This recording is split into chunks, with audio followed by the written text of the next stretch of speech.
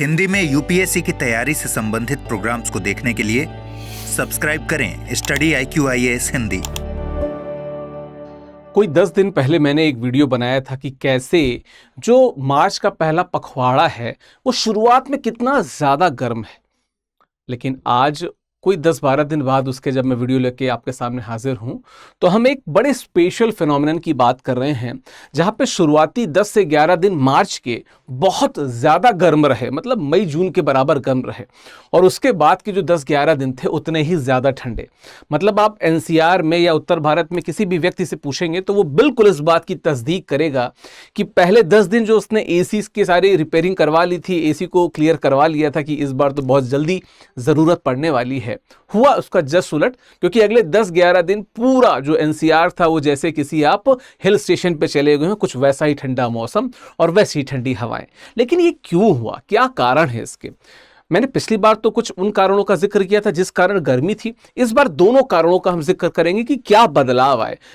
शुरुआत में इतनी गर्मी और फिर ये ठंड, और फिर आपको पता है कि ओलावृष्टि भी बहुत जगहों पे हुई। इन सब पे हम विस्तार से बात करेंगे। हर एक एंगल पे कोशिश करूंगा कि मैं आपको समझा सकूं कि हुआ क्या और कैसे हुआ और क्या क्या इसके रिपरकशंस हो सकते हैं। इन सब पे विस्तार से बात करेंगे, तो अंत तक इस वीडियो को आप जरूर देखिएगा, ठीक है। चलिए, तो ये है कि 2026 मार्च में जो स्थिति देखने को मिल रही है, अमूमन ऐसा बहुत कम देखने को मिलता है। अच्छा, ये जो PDF है, ये PDF आपको मेरे टेलीग्राम पे मिल जाएगी और मेरे इंस्टाग्राम पे भी आप मुझसे जुड़ सकते हैं, कॉन्टेक्ट कर सकते हैं। PDF यहीं पे आपको अवेलेबल होगी, तो यहाँ पे आप आके सर्च कीजिए टारगेट UPSC बाय विकास सिंह, आपको मेरा ग्रुप मिल जाएगा, वहाँ पे मिल जाएगा। चलिए, अब हुआ क्या? अब आप सबको पता है कि मेजरली देखा जाए, अगर मेजरली देखा जाए तो हम सबको पता है कि जाड़े की ऋतु से, ठीक है, ग्रीष्म ऋतु के बीच में एक संक्रमण काल होता है, ठीक है, जो अमूमन मार्च के महीने में या शुरुआती कुछ अप्रैल तक पहले रहा करता था, जो कभी कभी अप्रैल में जब नवरात्रि पड़े तो आप सबने महसूस किया होगा कि सुबह सुबह जब पूजा के लिए आप सब जाया करते होंगे, है ना, तो आपको हल्की सी ठंड महसूस हुआ करती थी। इस बार क्या हुआ कि ये जो संक्रमण काल था ये बड़ा ही अभूतपूर्व सा था। मैंने खुद बताया कि शुरुआती 11-12 मार्च तक कितनी ज़्यादा गर्मी थी और उसके बाद कितना टेम्परेचर डाउन हुआ। क्योंकि मुझे पता है कि मैं इलाहाबाद से दिल्ली आ रहा था, मैं जब गया था तो एक अलग मौसम को देख के गया था, जब मैं वापस आया टी-शर्ट में था, and I was feeling extremely cold. ये क्यों हुआ? सीधी सी बात है, मौसम में बदलाव हुआ। और मैंने जो पिछली बार कमी बताई थी वही कमी डबल, मतलब 2 गुना मात्रा में वापस आ गई और चीजों को उसने बदल दिया। ये समझते क्या हुआ? पहले तो देख ले, 1 से 11 मार्च तक असामान्य गर्मी थी। जम्मू कश्मीर, महाराष्ट्र, इन सब में हीट वेव था, शुष्क मौसम था। 13 से 21 मार्च, इनफैक्ट आप जिस वीडियो को देख रहे हैं उस दिन की बात ही करें तो मौसम अभी भी ठंड है, मतलब कल रात में भी ठीक ठाक ठंडी थी, सुबह बारिश का सा माहौल था, है ना। तो भारी वर्षा देखने को मिली, तूफान, हिमपात, 24 घंटे में 115 मिलीमीटर तक बारिश हुई। अब क्या था? अब देखिए, मैंने बताया कि असामान्य जो सूखा फरवरी था उस कारण आप देखेंगे कि जो प्रेसिपिटेशन है उसमें 92% तक की कमी देखने को मिली थी फरवरी से लेकर 11 मार्च तक। लेकिन उसके बाद मार्च मध्य में लगभग 267% की वृद्धि देखने को मिली उसी प्रेसिपिटेशन में, यानी कि बारिश में। और इसने ही सारा खेल बदल दिया। इसको भी थोड़ा समझते हैं कि हुआ क्या। देखिए, हम सबको पता है कि जब हम पश्चिमी विक्षोभ की बात करते हैं, यानी कि वेस्टर्न डिस्टर्बेंसेस की बात करते हैं, तो जो पिछला वर्ष था उस वर्ष में जो सितंबर, लास्ट अक्टूबर और शुरुआती नवंबर तक बहुत बारिश आपको देखने को मिली और पूरा भारत कह रहा था कि ऐसी असामान्य वर्षा क्यों हो रही है। हम सब ने देखा कि बड़ी मात्रा में पश्चिमी विक्षोभ वहां से बने और उन्होंने भारत में बारिश कराई। दरअसल जो जाड़े में बारिश कराते हैं। अब हुआ क्या कि जो बारिश जाड़ों में होनी थी जनवरी, फरवरी में या इवन दिसंबर में, वो हो गई सितंबर, अक्टूबर, नवंबर में। तो रिपरकशंस क्या हुए कि फरवरी बहुत सूखा रह गया, क्योंकि शुरुआत में सारे विक्षोभ हो गए थे। फरवरी सूखा रह गया तो फिर मैंने आपको पूरा फेनोमेनन बताया था पिछले वीडियो में कि किस प्रकार से शुष्कता बढ़ी तो गर्मी बढ़ी और तमाम चीजें, क्योंकि जो सूखी जमीन होती है वो ज्यादा जल्दी गर्म होती है, जिससे रेत बहुत जल्दी गर्म होता है ना। तो जब शुरुआती मार्च में इतनी गर्मी हो गई थी तो एकदम से क्या हुआ ये कि अगर आप पश्चिमी विक्षोभ को देखें तो भूमध्य सागर के पास और कैस्पियन सागर के पास 2 विक्षोभ केंद्र थे, ठीक है, जो इन हवाओं के रेंज में आए और ये डबल, जिसे कहते हैं, इंटेंसिटी से इन्होंने भारत में बारिश कराई। आप सबको पता है पश्चिमी विक्षोभ क्या है कि गैर उष्णकटिबंधीय तूफान प्रणाली जो जेट स्ट्रीम द्वारा संचालित होकर भारत में शीतकालीन नमी या वर्षा कराती है। तो वही चीज हम कहते हैं ना कि उनके अंदर जिंदा दिली नहीं आ पा रही थी। जब पश्चिमी विक्षोभ को पता चला कि भाई आपका काम क्या है, आपका काम इस दौरान बारिश कराना है, थोड़ा देर से ही सही, मतलब ये जनवरी फरवरी में जो होना चाहिए था वो एकदम से मार्च में हुआ, और डबल इफेक्ट भूमध्य सागर के ऊपर के और कैस्पियन सागर के ऊपर के जो बादल थे वो उन्होंने क्या किया, यहाँ पे बारिश की इंटेंसिटी को डबल कर दिया। इसीलिए आप यहाँ पे देख रहे हैं जो मैंने बताया था कि 267% की वृद्धि आपको देखने को मिली। ठीक है, चलिए थोड़ा सा भारत के लिए और देख लेते हैं। हम सबको पता है कि अप्रैल और मई का जब महीना होता है तो हम सबको पता है कि काल बैसाखी और इस प्रकार की बहुत सारी चीज़ों को आप देखते हैं, जो आम में बौर आती है वो सब इसी दौरान आंधियों में गिरती है ना। लेकिन थोड़ा सा इस समय भारत में अगर परिसंचरण तंत्र को समझें तो आप क्या देखिए कि देखिए बंगाल की खाड़ी से जो दक्षिण पश्चिमी पवनें हैं वो लगातार ऊपर जा रही थी और ऊपर से ठंडी हवाएं जो थी यहाँ पे नीचे आ रही थी। अब ये दोनों आपस में इन्होंने क्या कर लिया, ये दोनों आपस में इन्होंने एक परिसंचरण तंत्र तैयार कर लिया और फिर ये एक चक्र बना। ये चक्र को एक और तरीके से समझें कि नीचे की जमीन बहुत ज्यादा गर्म हो गई थी, ठीक है, नीचे की जमीन बहुत ज्यादा गर्म हो गई थी, यहां से गर्म हवा, आपको पता है कि गर्म हवा ऊपर उठती है, गर्म हवा ऊपर उठी तो आप यहां पे क्या देख सकते हैं कि ये जो यहां पे क्लाउड क्लस्टर्स आपको दिख रहे हैं फ्रीजिंग पॉइंट से नीचे थे, यहां पे जब ये ऊपर जाते हैं यहां से तुरंत एकदम से जब इनका फ्रीजिंग पॉइंट के ऊपर पहुंचते हैं तो आपको पता है कि ओले में कन्वर्ट हो जाते हैं और बहुत जगहों पे ओलावृष्टि हुई। ठीक है, तो बारिश क्यों हुई ये भी मैंने बताया, ओलावृष्टि क्यों हुई ये भी मैंने बताया।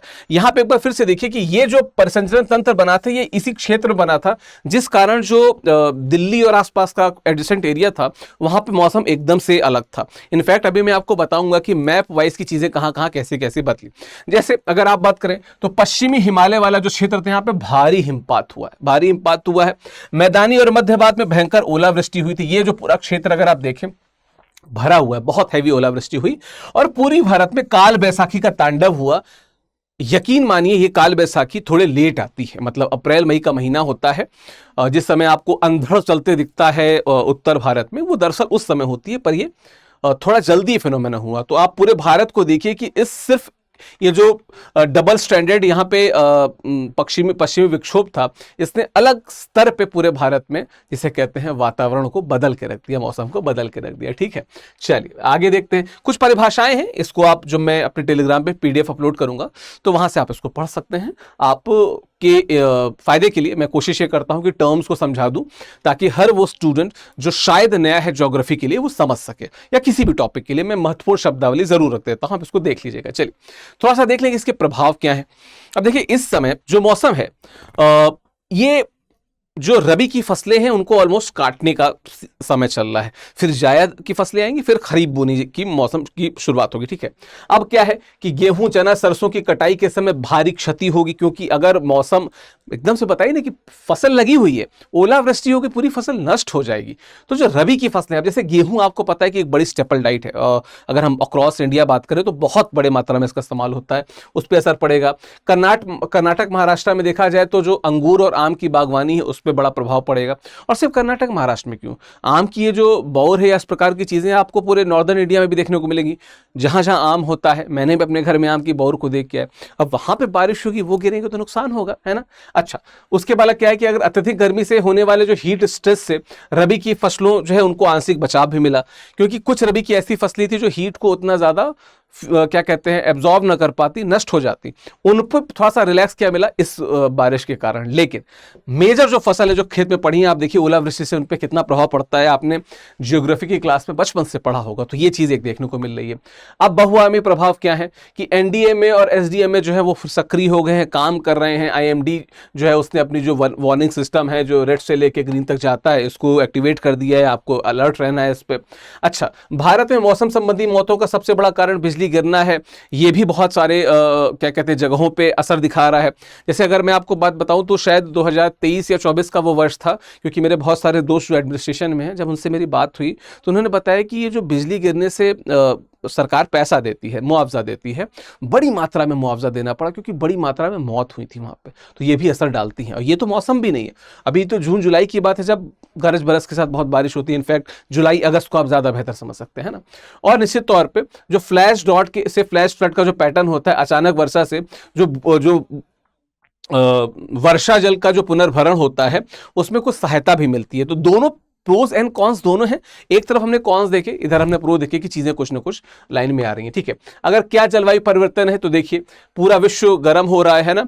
उसके बाद जो आर्कटिक है वो बहुत तेज से गर्म हो रहा है, जेट स्ट्रीम की स्थिरता में है कमी आ रही है, और उसके कारण क्या है, समुद्री सतह का जो तापमान है वो लगातार बढ़ रहा है। हिंद महासागर के केस में हमने देखा कहीं ना कहीं तीव्र मौसम की जो घटनाएं हो रही हैं, एक रूप से व्यापक असर उसका। इनफैक्ट जो हमने वेस्टर्न डिस्टर्बेंसेस को पहले आते देखा, कारण क्या था, यही कारण था, वैश्विक तापन जो है वो उसका कहीं ना कहीं असर हो रहा है, ठीक है। आईपीसीसी की जो एनुअल रिपोर्ट 6 है वो क्या कहती है कि दक्षिण एशिया में भारी वर्षा की घटनाओं में आवृत्ति और तीव्रता दोनों में वृद्धि अपेक्षित है।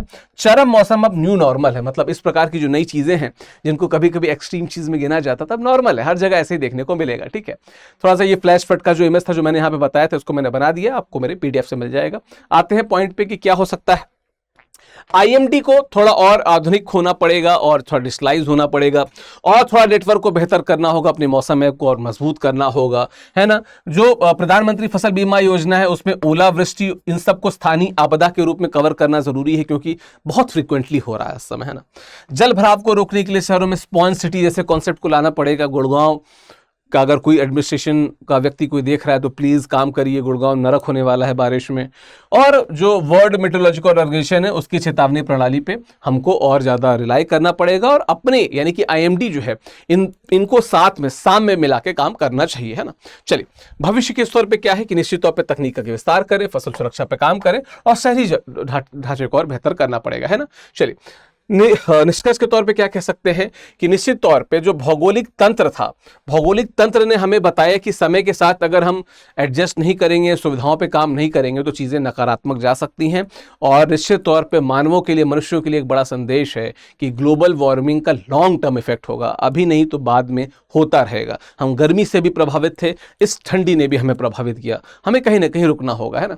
बाकी इंसान की कृषि जल संकट जो होता है, सारी चीज़ें, ये कुछ चेन रिएक्शन है, एक चीज़ हुआ और लगातार वो होता आगे जाएगा। इन सब पे कहीं ना कहीं कि जलवायु परिवर्तन से लेकर नीतिगत प्रतिक्रिया से लेकर हर जगह पे हमें काम करना होगा और ये काम सिर्फ किताबों में ना हो, जमीन पे होता दिखे तो ज्यादा बेहतर है। बाकी इस विषय पे आपकी राय क्या है मुझे बताते चलिएगा। मैं फिर से बता दूं कि जो हमारी सफलता महोत्सव सेल थी, जो हमारे 200 से ज्यादा सिलेक्शन थे, स्टडी आईक्यू ने एक बार फिर से सेल को शुरू किया हुआ है और जो मैंने बताया कि 60% ऑफ मिलेगा आपको हमारे सारे ऑप्शनल कोर्सेज में, हमारे सभी जो हमारे नॉर्मल जो जीएस के कोर्स हैं, निर्माण और प्रतिज्ञान सब में। अच्छा, जब मैं ऑप्शनल की बात कर रहा हूं तो मैं हिंदी लिटरेचर पढ़ाता हूं। हिंदी लिटरेचर का जो नया बैच है 30 मार्च को उसमें एडमिशन क्लोज हो जाएगा, तो कोशिश करिए उससे पहले जुड़िए। और सफलता सेल चल रही है तो आपको मैक्सिमम डिस्काउंट भी मिलेगा। आप देख रहे हैं 60% डिस्काउंट है। मेरा कोड फ्लैश हो रहा होगा, इस कोड का प्रयोग कीजिए, न सिर्फ ऑप्शनल में बल्कि जो हमारे प्रतिज्ञा बैचेस है इनमें भी you will get maximum discount if you are using my code, ठीक है। तो जुड़ जाइए जितना जल्दी हो सके, हम बाकी इस विषय पर बात करते रहेंगे। आपको पीडीएफ कहाँ मिलेगा? पीडीएफ आपको यहाँ पे मिलेगा, टारगेट यूपीएससी बाय विकास संघ पे आपको पीडीएफ मिलेगा। बाकी इंस्टाग्राम पे भी जुड़ेंगे तो बातें वहां पे भी होती रहेंगी। विषय पे आपकी राय क्या है आप कमेंट बॉक्स में जरूर बताइएगा। चलिए, थैंक यू सो मच, धन्यवाद। हिंदी में यूपीएससी की तैयारी से संबंधित प्रोग्राम्स को देखने के लिए सब्सक्राइब करें स्टडी IQ IAS हिंदी।